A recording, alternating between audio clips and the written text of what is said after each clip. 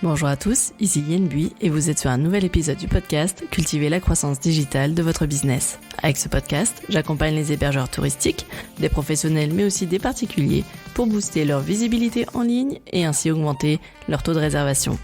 Chaque semaine, je vous partage des conseils faciles à mettre en action au travers d'épisodes au format court.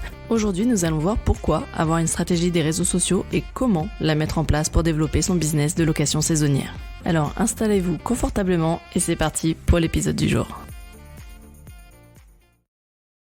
Les réseaux sociaux doivent servir de tremplin vers votre business en ligne. Ils vous permettent de créer du lien, de construire un échange avec votre clientèle idéale.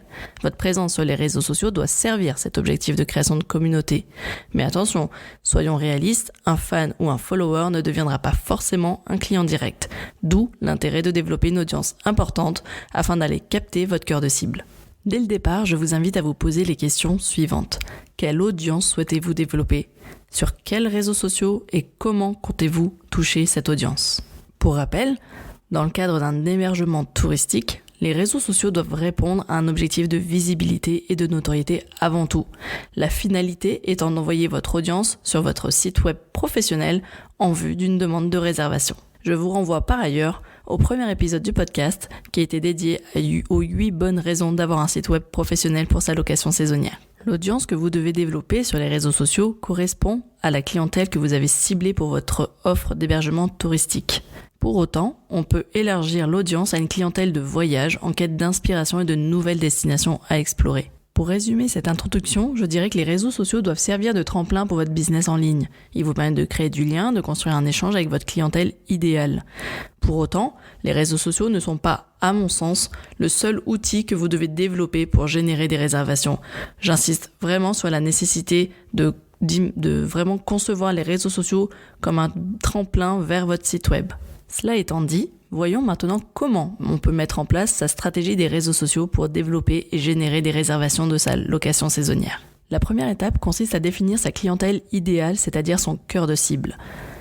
Là, il s'agit de distinguer réellement la clientèle que je souhaite toucher de la clientèle que ma location saisonnière peut réellement accueillir. Pour exemple, si votre logement ne propose qu'un lit double en mezzanine ou un canapé convertible, il vous sera difficile de toucher les familles avec enfants ou à la limite un couple avec un bébé. La superficie de votre logement va bien évidemment compter, mais plus encore, c'est l'aspect fonctionnel qui va séduire votre audience. Une famille va par exemple accepter de réserver un hébergement plus petit que sa résidence principale, à condition que celui-ci soit idéalement situé et qu'il dispose d'un agencement bien optimisé. Pour vraiment bien définir votre clientèle idéale, vous devez définir la typologie des voyageurs. Est-ce qu'il s'agit d'une famille, d'un couple, d'un voyageur solo, d'un voyage d'affaires ? Est-ce que c'est vraiment un voyage de tourisme et de loisirs ou est-ce que c'est par exemple pour une raison médicale ? Et à partir de là, vous allez pouvoir dresser la liste des principales attentes de votre cible en rapport avec sa recherche de location de courte durée. Pour connaître les principales attentes, mais aussi les freins et les points rédhibitoires de votre clientèle idéale dans sa recherche, je vous invite à lire les avis laissés par des voyageurs sur des annonces de logements qui sont similaires aux vôtres. En identifiant clairement les points positifs qui ont été soulignés, mais aussi les points négatifs, vous allez, pour votre propre annonce, pouvoir mettre en avant ce que attendent les voyageurs. La seconde étape pour être présent sur les réseaux sociaux consiste à identifier les réseaux sur lesquels votre cœur de cible va être le plus présent. L'important étant aussi que vous vous sentiez à l'aise sur ce réseau. Pour commencer, préférez plutôt une stratégie reposant sur une plateforme sociale principale. Il s'agira de la plateforme sur laquelle vous allez déployer le plus d'efforts. Ensuite, vous pouvez multiplier votre présence sur d'autres plateformes, mais je vous conseille vraiment, dans ce cas-là, de vous limiter à un simple repartage du contenu. Par exemple, si vous privilégiez Instagram, il vous faudra alors travailler vos contenus en respectant les codes de ce réseau.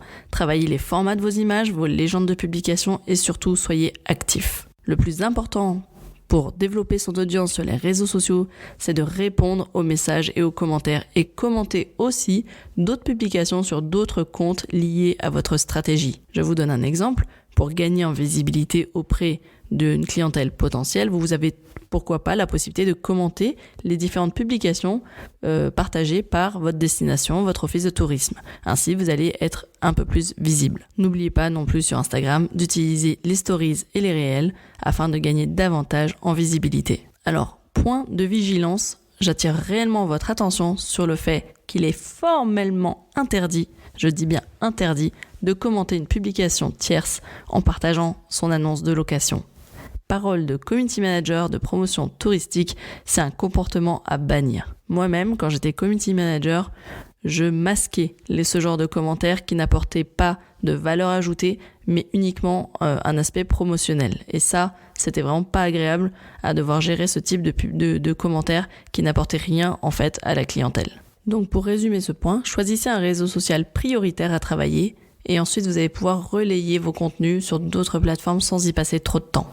Je vous invite aussi à consulter régulièrement le site du blogdumodérateur.com pour connaître et comprendre les codes de chaque réseau social et ainsi vous faire une idée pour les appréhender et les maîtriser. La prochaine étape consiste à définir les types et les formats de publications à privilégier dans votre stratégie. Pour un hébergement touristique, il va de soi que les publications seront d'ordre inspirationnel. Vos publications devront donner envie à votre communauté de découvrir la destination et ses activités, ses produits locaux, etc. Mon vrai cheval de bataille avec ce podcast, c'est de vous faire comprendre qu'un hébergeur touristique se doit de devenir le guide touristique de sa communauté, en soi de devenir véritablement son propre office de tourisme. Je vous conseille donc de mixer des publications à la fois axées sur la découverte de la région, mais aussi avec des publications plus fonctionnelles avec les points forts de votre location saisonnière. Cela vous évitera d'avoir un feed Instagram, par exemple, qui soit trop tourné sur le moi je, voici mon appartement, mais plutôt aussi de proposer un contenu de type que faire dans la région, voici quelques idées. En partageant vos propres découvertes, vos balades, mais aussi vos coups de cœur, vous devenez un véritable conseiller en séjour touristique pour votre communauté. Vous devenez vraiment un city guide. L'avantage de créer vos propres contenus de type touristique vous permet ensuite de pouvoir les utiliser sur l'ensemble de vos supports de communication et j'entends par là bien évidemment votre site web professionnel. L'étape suivante sera de recycler ces fameux contenus que vous aurez créés dans un city guide ou un guide touristique que vous mettrez à disposition de vos clients. Ce guide listera tout simplement vos adresses favorites sous la forme d'un blog sur votre site par exemple.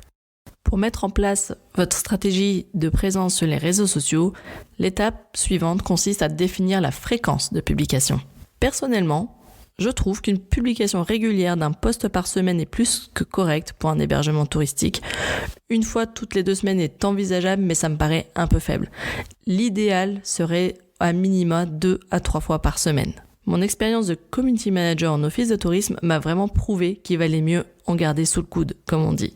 Le plus important, c'est réellement de définir un rythme de publication que vous serez capable de maintenir sur la durée. La régularité sera votre meilleur allié pour développer votre visibilité sur les réseaux sociaux et ainsi augmenter votre audience.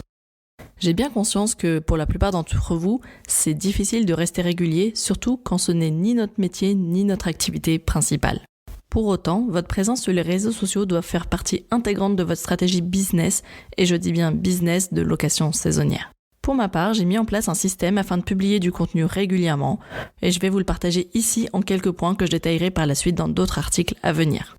Pour commencer, il s'agit de mettre en place ce que l'on appelle un calendrier éditorial.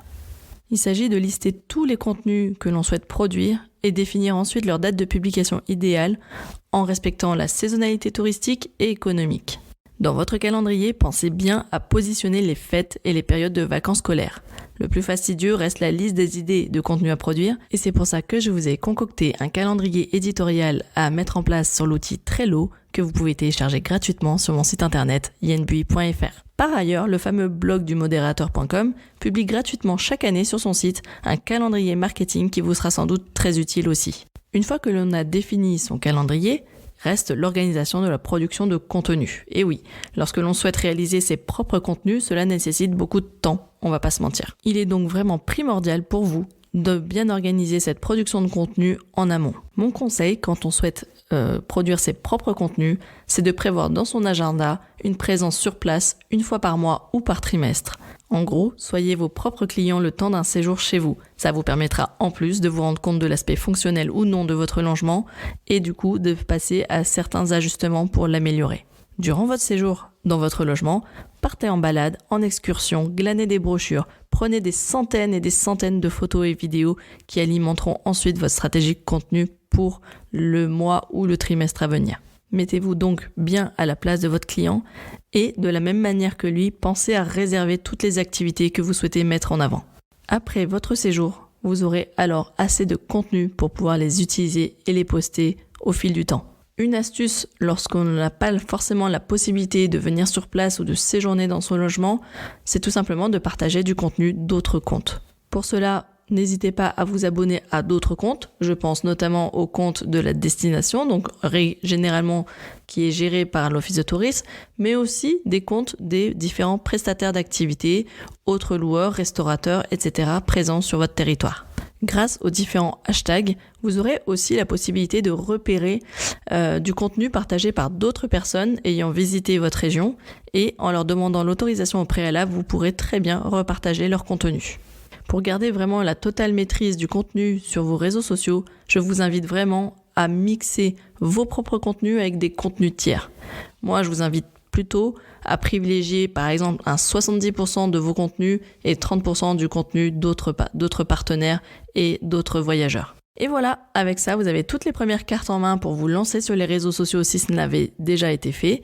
Et si vous avez déjà sauté le pas et décidé de mettre en place une stratégie sur vos réseaux sociaux, n'hésitez pas à me les partager en commentaire sur mes réseaux sociaux justement. En conclusion, je dirais que votre rôle en tant qu'hébergeur touristique, c'est vraiment de guider votre audience dans la préparation de son séjour. Soyez inspirant et surtout de bons conseillers, c'est véritablement la clé pour nouer une relation de confiance avec votre communauté qui va grossir petit à petit. En attendant, je vous invite à échanger avec moi sur mes réseaux sociaux. Vous pouvez me retrouver notamment sur Instagram sous le compte yenbui.fr, également sur ma page Facebook du même nom et mon compte LinkedIn. Comme d'habitude, je vous mettrai les notes et les liens de cet épisode dans le descriptif. Vous pouvez aussi retrouver cet épisode de podcast retranscrit en article sur mon blog yenbui.fr. J'espère que ce nouvel épisode vous a plu. Si c'est le cas, merci de me mettre une note 5 étoiles ou un commentaire sur la plateforme d'écoute que vous utilisez. Et moi, ça me fera vraiment très plaisir et ça me permettra au podcast de se faire connaître. D'ici là, portez-vous bien et je vous dis à la semaine prochaine. Ciao, ciao!